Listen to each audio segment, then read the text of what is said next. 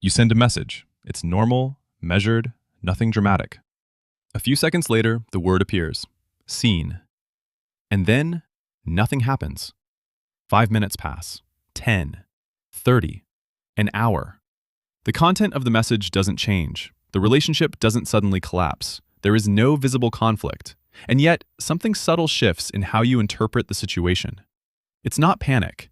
It's not even clear discomfort. It's a quiet recalibration of meaning. Because that small interface detail, that tiny confirmation, does something structurally powerful.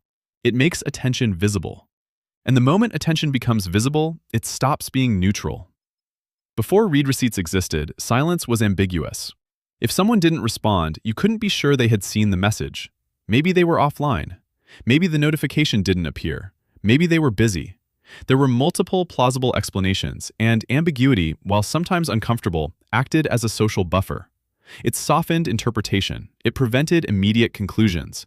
It allowed relationships to breathe inside uncertainty. The introduction of visible read confirmations removed that protective layer. Now silence is no longer a lack of information. It is information. It is time-stamped. It is documented. It is observable by both sides. And when silence becomes observable, it starts to look intentional. This is where the psychological mechanism begins. First, there's a signal, seen, a clear, measurable piece of data. Second, there is interpretation. Human cognition does not tolerate visible gaps easily. When we see incomplete sequences, we construct explanations. If someone saw your message but didn't respond, your mind begins generating narratives. Are they annoyed?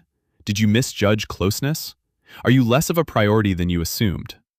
The brain prefers explanation over ambiguity, and once attention is confirmed, delay becomes something that demands interpretation. Third, behavior adjusts. You may check the thread again. You may hesitate before sending another message. You may respond faster next time to avoid creating similar tension. None of this requires dramatic emotion. It happens quietly, almost automatically, because visible signals change social calculus. The deeper shift is not emotional, it is metric-based. Once response time becomes measurable, it becomes comparable. And once something can be compared, it can imply hierarchy. You can now notice patterns: how quickly someone replies to you versus others, how rapidly they engage in group chats compared to private messages, how often they are active without responding. The interface makes time visible, and visibility turns time into a resource that appears allocatable. If attention is a resource and response time reflects allocation, then delay begins to look like a decision, and decisions feel personal. Consider how this plays out in everyday situations.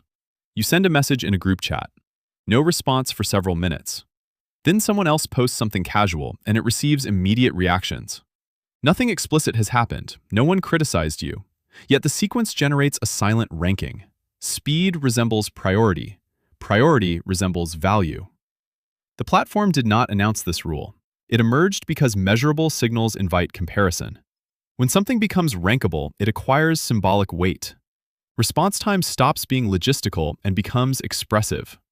This is also where reciprocity intensifies. Communication has always involved expectation of return. If I ask a question, you answer. If I greet you, you greet me back. But digital visibility compresses that expectation. When a message is marked seen, the conversational loop feels open in a more immediate way. The longer the delay, the more noticeable the imbalance feels. Not necessarily dramatic or conscious, but subtly present. The interface frames silence as unfinished exchange, and unfinished exchanges create cognitive tension. The person who sent the message experiences anticipation. The person who read it may experience low-level pressure. Because now delay is not private, it is recorded. We live in an environment where attention is quantified everywhere.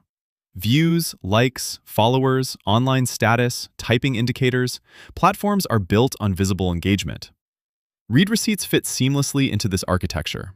They transform attention from something internal into something publicly verifiable. And once attention becomes data, it becomes evaluative. If something is measurable, it can be judged. If it can be judged, it can influence perception. The speed of a reply begins to signal reliability, warmth, detachment, authority, disinterest, depending on context. The same delay can be interpreted as independence in one environment and as indifference in another. But the key point is that interpretation is now anchored to visible metrics. Over time, people adapt strategically. Some reply instantly to signal closeness or professionalism. Some delay intentionally to avoid appearing overly eager. Some avoid double texting to preserve perceived balance. Some reread messages repeatedly before sending them, anticipating how silence might be interpreted on the other side. Timing becomes part of identity performance. Because it is visible, it becomes meaningful. And because it becomes meaningful, it becomes regulated behavior. At this point, some might argue that it's trivial, that a small feature cannot reshape social norms.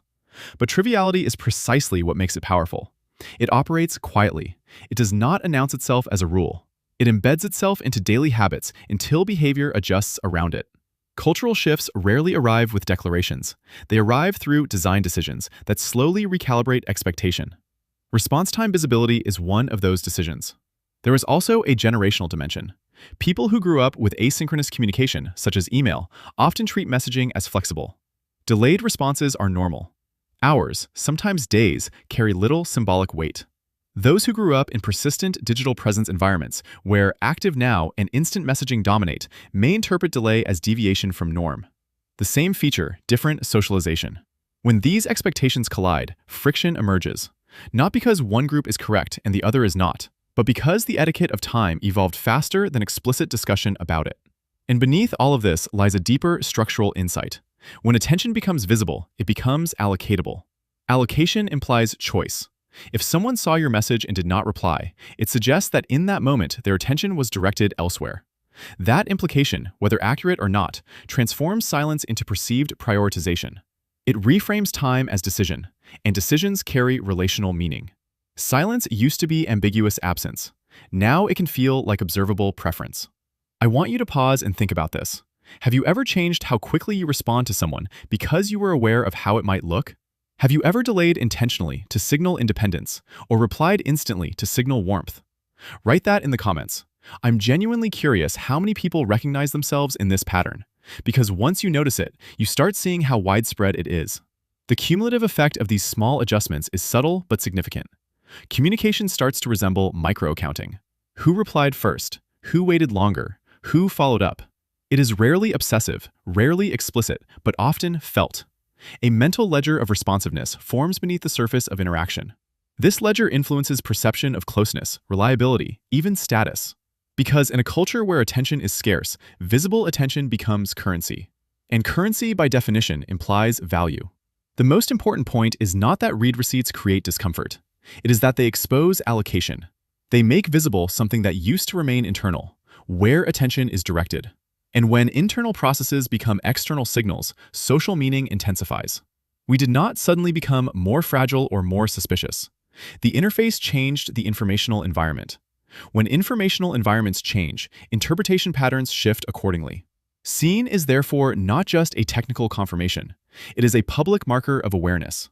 It signals that a message has entered consciousness. And once awareness is confirmed without response, the gap between acknowledgement and reply becomes symbolically charged.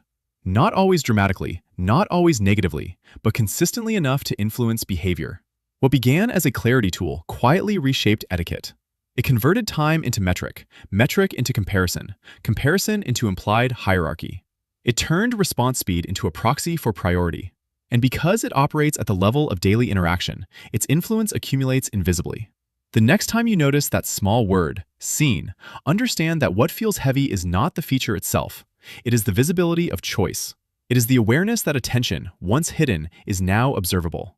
And observable attention carries meaning, whether we intend it to or not. If this analysis helped you see everyday digital habits from a different angle, subscribe to the channel and follow along. We're unpacking the invisible rules shaping modern communication, the ones most people experience but rarely articulate. Because sometimes the smallest interface changes reveal the largest cultural transformations.